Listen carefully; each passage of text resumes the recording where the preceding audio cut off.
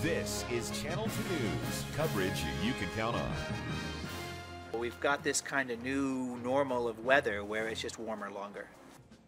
Temperatures are going up, plus we're just a few days away from the first of spring. Why it's important to start watering your lawn early and what water restrictions we can expect this summer.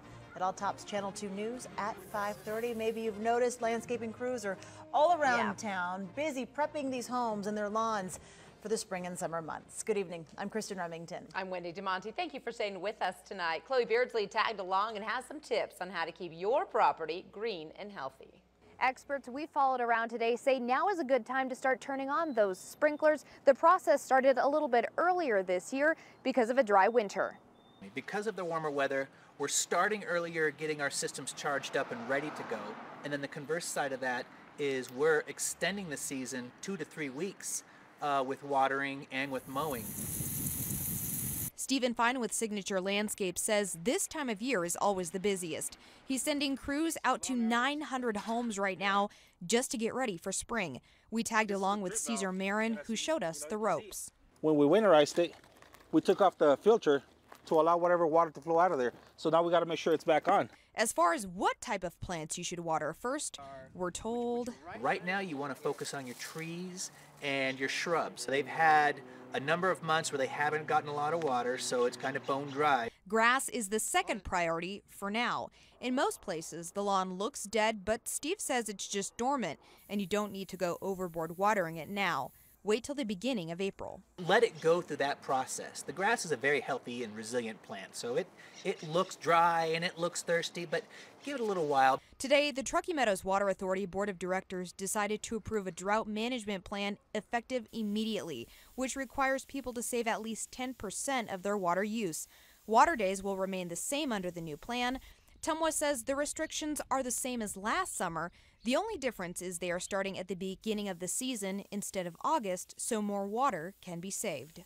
All right, tips on taking care of your landscape are before you start watering, check your property to make sure there are not any leaks. And when you do start watering, you're going to want to water your lawn once a week in March. And by the time we transition into April, you're going to increase the watering to about 2 to 3 times a week, depending on the weather.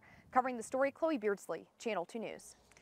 Well, as the drought in the West continues, California is extending and expanding its water regulations. Under the new rules, residents cannot turn sprinklers on every day. At restaurants, customers must ask for water. And at hotels, they have the option to decline fresh towels and sheets every day. Local water departments must enforce the rules and fine offenders up to $500 per violation. So will our warm weather continue for the foreseeable future? Chief Meteorologist Mike Alders in the Weather Center. Mike, more 70s in the days ahead? They're coming back, yeah. Today we didn't get there. We actually cooled off a tiny bit, but yeah, we're going to be looking at 70s the next couple of days. We may fall back into the 60s briefly over the weekend and all that, but no real chance that I can see of adding certainly any appreciable precipitation. We might see some showers coming in next Monday and Tuesday, but until that happens, boy, the clearing skies that we're already seeing today will be in our area here tomorrow. So this is pretty much what it's going to look like. Beautiful shot, actually, from the top of our Tahoe cam location. Satellite picture shows that clearing coming in. You know, we got these two little lows here that are kind of shared a split cold front in between those two there, and you can see those clouds now clearing out. We did get a few showers down in the southern portion of the central and southern portion of the Sierra there, but at this point, really not much going on. I'm going to pull back here, look at the regional radar, and just kind of work our way backwards a tiny bit, and you can see just a couple of showers down here toward the south that popped up. None of those at this point really looked like they were producing much. In fact, most of it probably not even reaching the ground, but that's as close as they got. And for tomorrow, I think what we're going to be looking at is, again, a sunny start to the day here. Should be slightly cooler tonight as those skies clear off. 36 for our low, 20 at the lake, and somewhere close to the freezing mark up at the 8,000-foot level. I'll tell you what the weekend's going to be shaping up like with a complete forecast here coming up in just a few minutes.